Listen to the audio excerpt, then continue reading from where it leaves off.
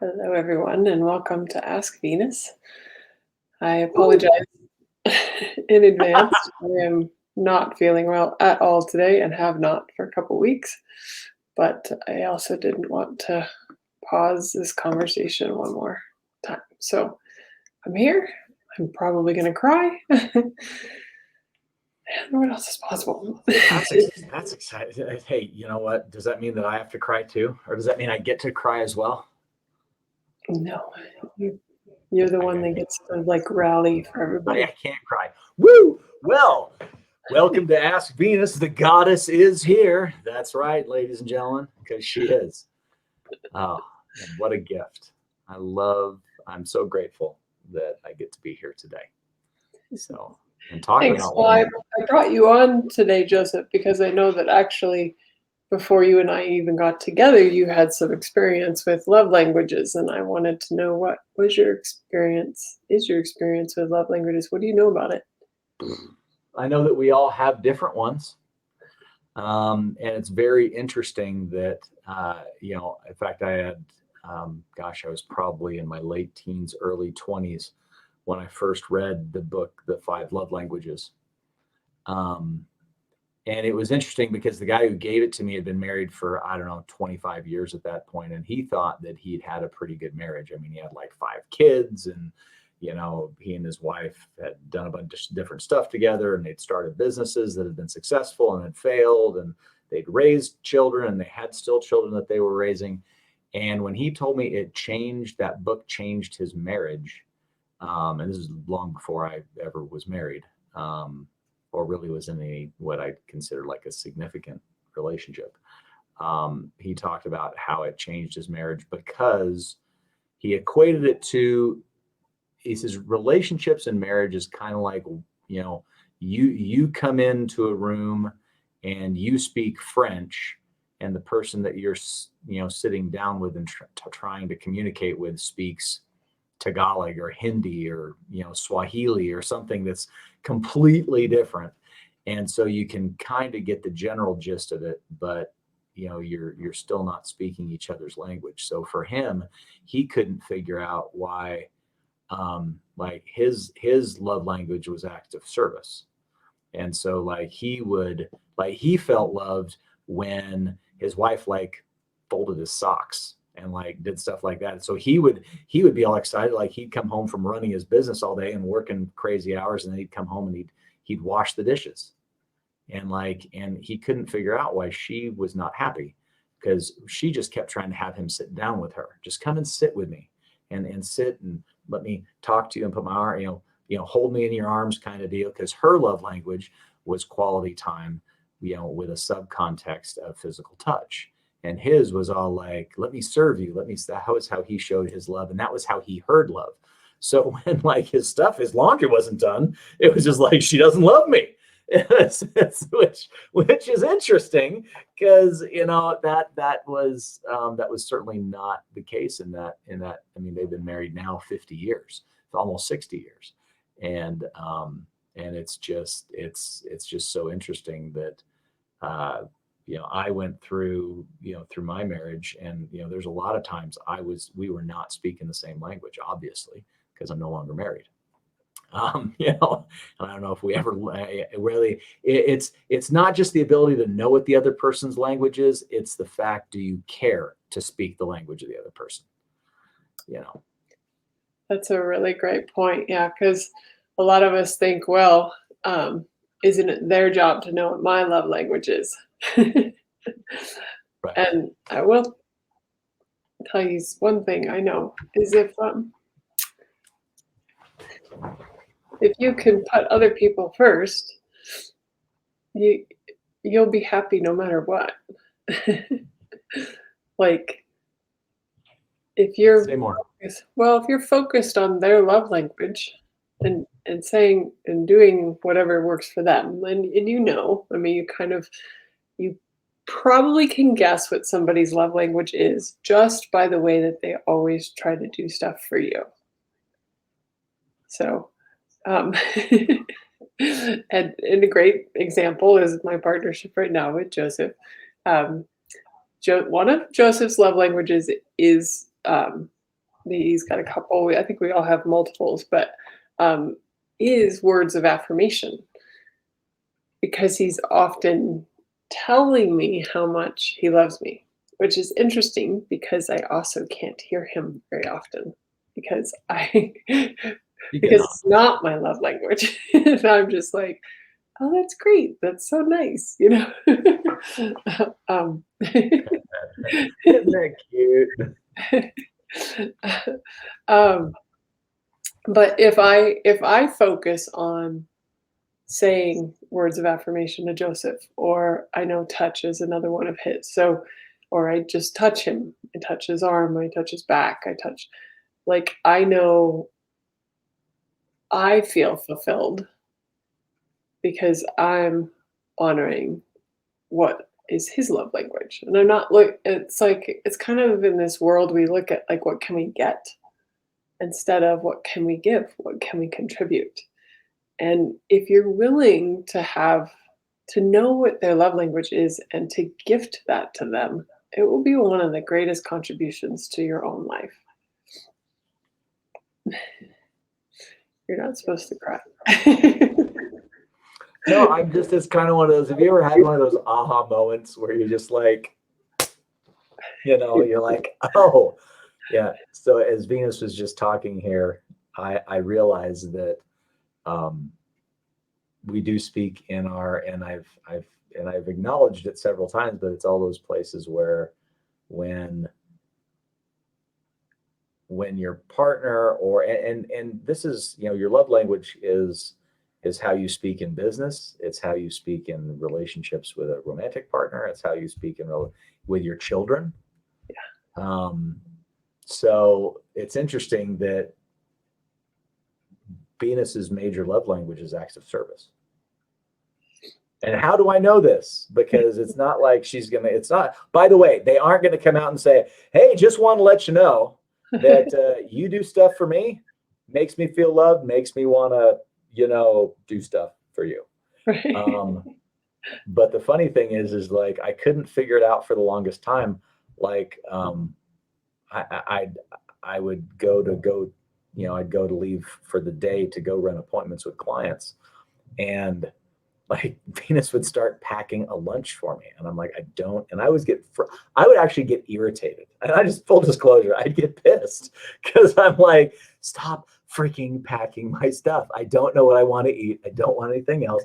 And now, and it took me a couple months to finally realize that that's how you show me, because you're showing me, you aren't telling me, you're showing me that you how you feel.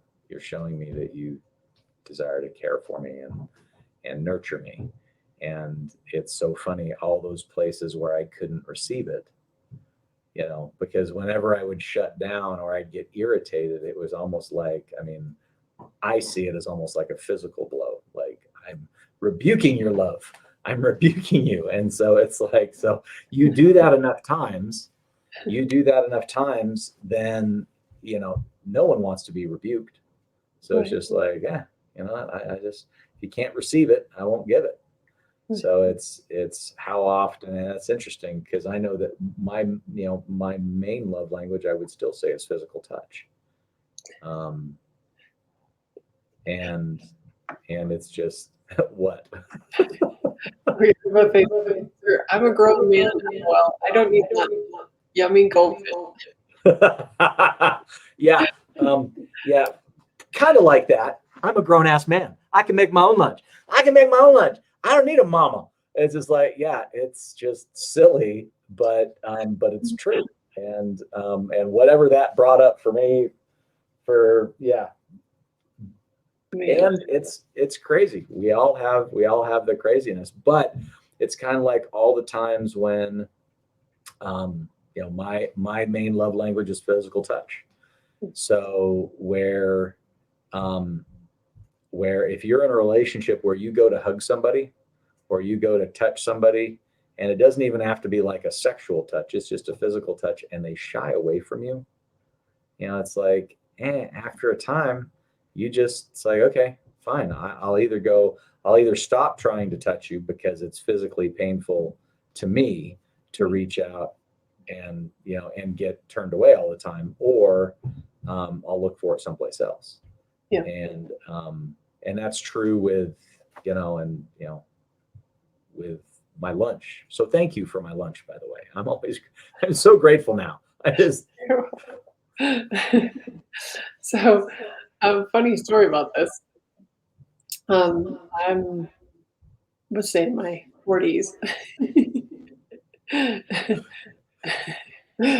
Apparently, Facebook user says Joseph Duke's getting your lunch made by Venus Marie Castleberg means you are winning, winning, winning.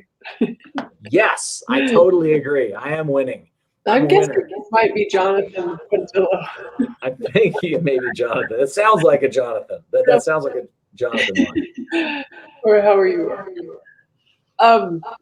But with being willing to know what people's love language is, I thought so. Welcome, my friend. Is to be willing to receive from them as well, right? Like you said, that's such a gift to have somebody go, thank you for making my lunch, even if it isn't your love language, you know? But I recently, my mom helps me around the house. She lives with us, and she helps me around the house. And she's always speaking my love language because she's always doing acts of service, always. But what I didn't realize, I'm a little slow too, was that my mom's love language is actually quality time. So when I would be like, she's doing all this acts of service, I totally know she loves me. And then I'd be like thanking her profusely for everything that she's doing, words of affirmation, telling her how much I'm grateful. And then she couldn't hear me. And then she'd be like feeling unappreciated. And so we share this because this can actually impact all of your relationships, including your business relationships. If you knew who you were in business with, if they required words of affirmation or acts of service, then you would know that, like, if they required words of affirmation, you know that when they did something, all you needed to do is tell them how amazing they did and what a Right. gift that would be to them. Because a lot of people aren't going to know that you know this, and you can take the quiz. There's a book, there's, but when you know somebody's love language, you speak to them in a way that they can hear you. But when you're trying to speak your love language on them, they can't hear you because it's not their love language. Yeah. Unless they have some of these tools. And they might, but I'm just saying if you don't, you can be like, okay, so I know this person really appreciates gifts, or I've been spending more quality time with my mom because when I had that awareness, I was like, okay. Let's see, we have a question here. How to deal when partners' love languages are too different and it becomes hard to demonstrate the love we have for each other? Well, like I said, if you are willing to speak in their love language and they receive it, it is one of the greatest gifts that you'll receive. Because again, it becomes about what can you give to them, not what can you get from them. Are you looking for them to satisfy your love language, or are you willing to give them their love language? And know that that is such a gift, right? It doesn't take much for me to go like this to Joseph. Well, I'll put my head there. You can pat my head now. Right? Oh, I feel so loved right now. Thank you, babe. That's so awesome. By the way, laughter is its own love language. Yes. Yeah. So, and it means the world to him. Like he is totally melts, and it takes me 2 seconds. But when I'm doing that, I'm not thinking, oh, I wish Joseph would, wash the dishes. I'm not concerned about the acts of service. Joseph naturally does acts of service every single day, so it's being grateful for when they do show that to you. and in their own way, right? It may not be the kind of acts of service that you want.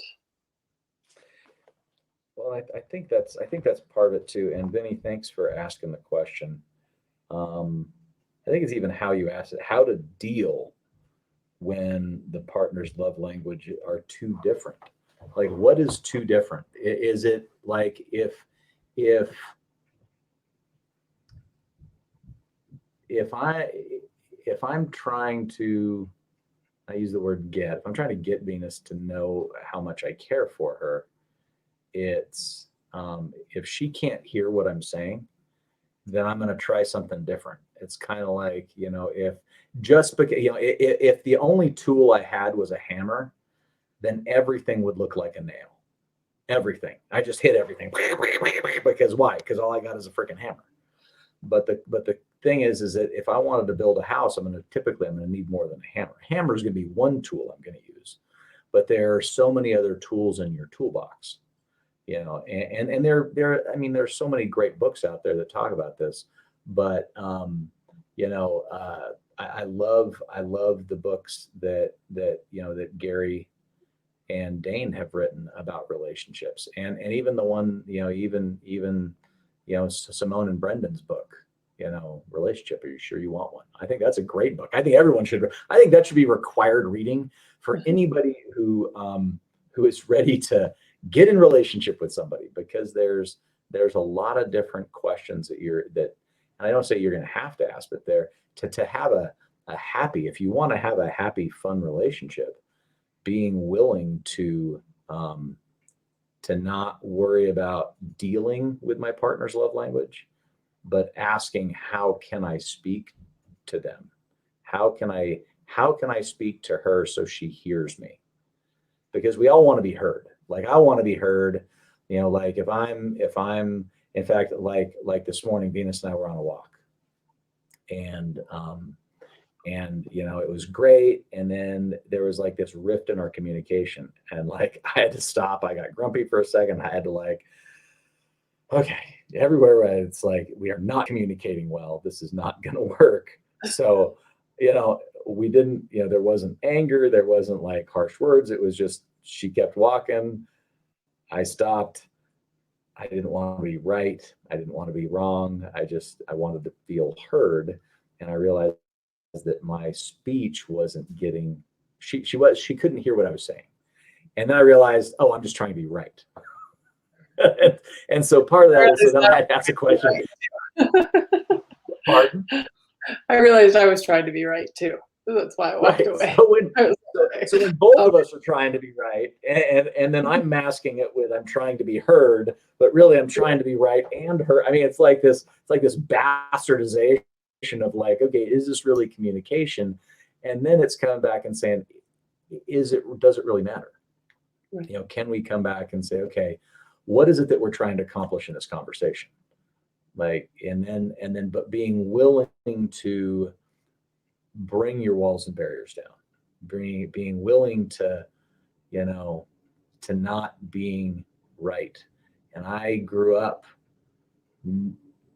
like, I have siblings, and like and my siblings are incredibly opinionated. I don't know, I'm glad I'm not, because everybody else in my family is opinionated other than me, because I'm right.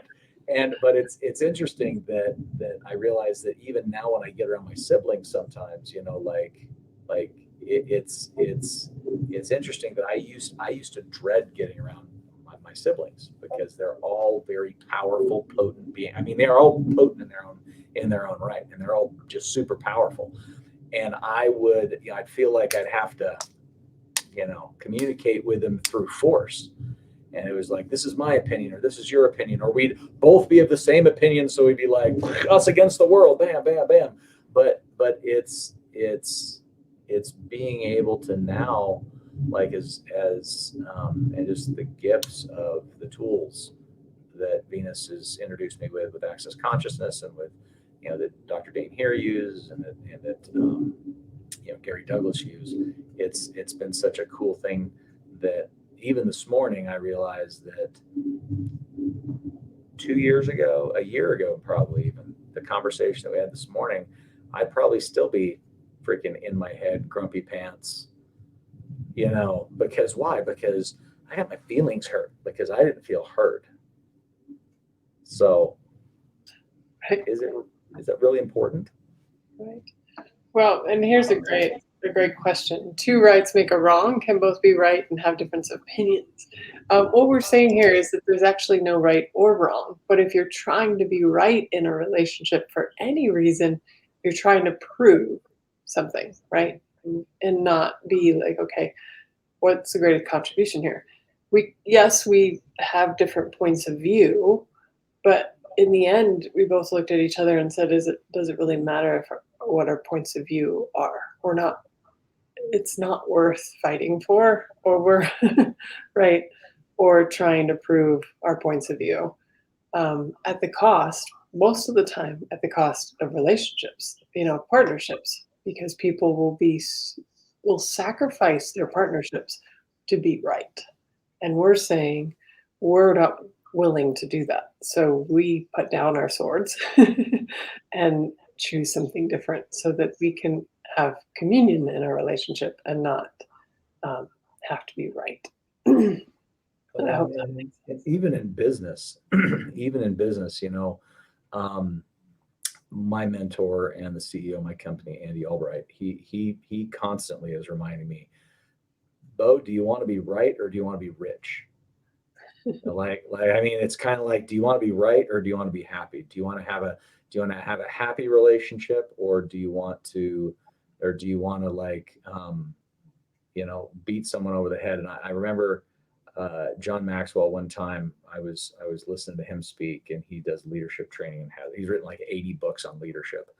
But I remember him talking about when him and his wife were first married, how they would get into arguments and he would win. He'd actually win the argument with logic, and he did that until finally his wife, and he did that several times for like the first year. Finally, his wife says, you're winning the battle, but you're losing my love, because you're so desiring to be correct and to be, right. It's like, so how many times, the other person might say something that is wrong, but really it's like, okay, is this, like, what is my target? Or what is my goal? Is my goal to so for Venus and I, we are partners in a couple different businesses. So like this morning, our conversation was about one of the businesses and how to move it forward.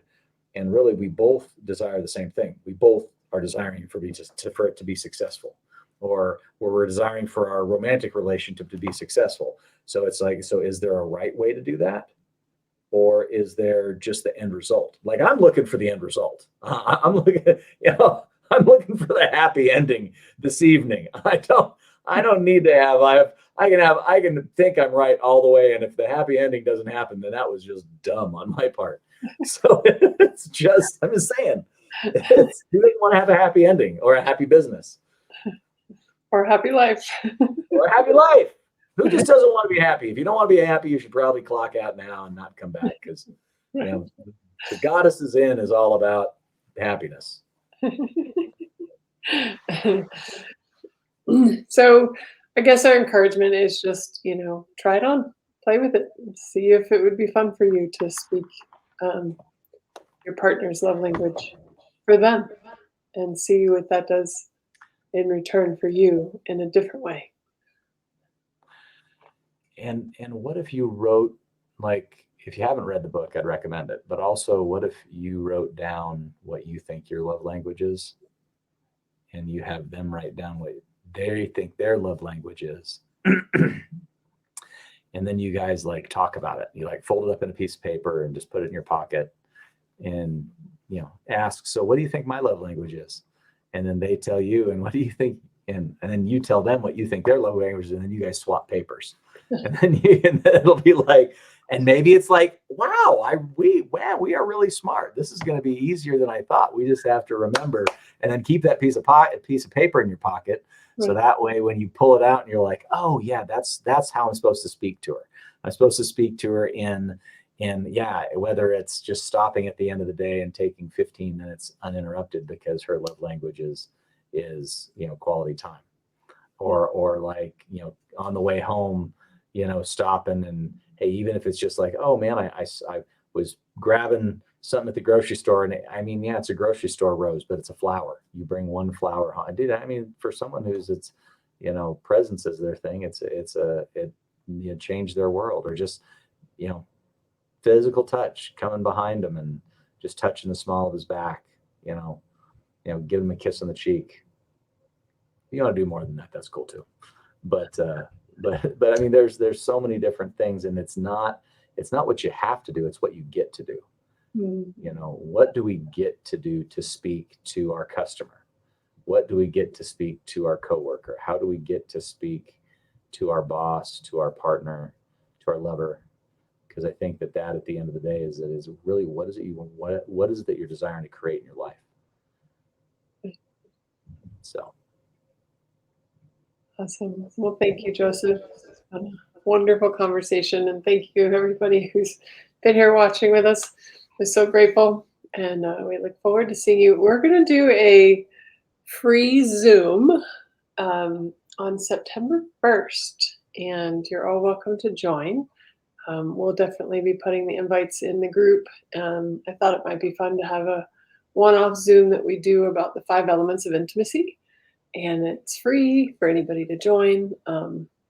And if you know anybody who'd like to come join us on Ask Venus, please don't hesitate to invite them over here. We'd love to have them come play. So, because the goddess is here. That is absolutely right. Thank you. All right. Talk to you later. Bye-bye. All right.